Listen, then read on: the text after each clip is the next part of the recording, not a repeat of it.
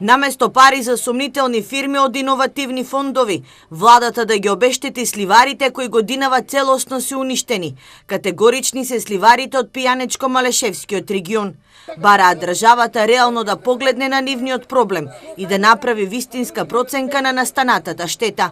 Баравме ние да ни се плати по 5 денари што обещаше владата за субвенционирање на откупувачите и на производителите и проблем е за проценката на која количина.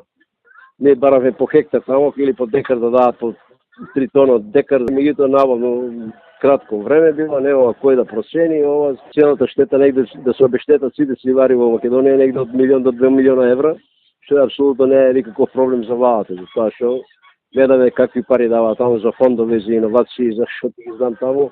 Откако денешниот состанок со представници од Министерството не го даде очекуваниот епилог, сливарите се решија и понатаму да останат на барикадите.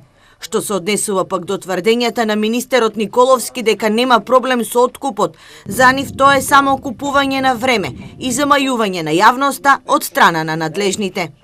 Мислам дека интенцијата им е на владата да купуваат време, а времето работи против производителите, тоа што за некој ден ако не се собере, тоа веќе пропаѓање. Џабе субвенции, џабе други договори, после апсолутно нема ништо да го реши случајот и ќе идеме на радикализација, па да видиме што, они нека тераат своето, ние ќе тераме нашето. Вчера министерот за земјоделие Николовски тврдеше дека нема проблем со откупот и дека владината мерка 3 денари за производителите и 2 за откупувачите е доволно стимулативна за без проблем да се откупува сливата. Но сливарите со спротивни тврдења. Сливите се во нивите, а откупувачи се уште нема.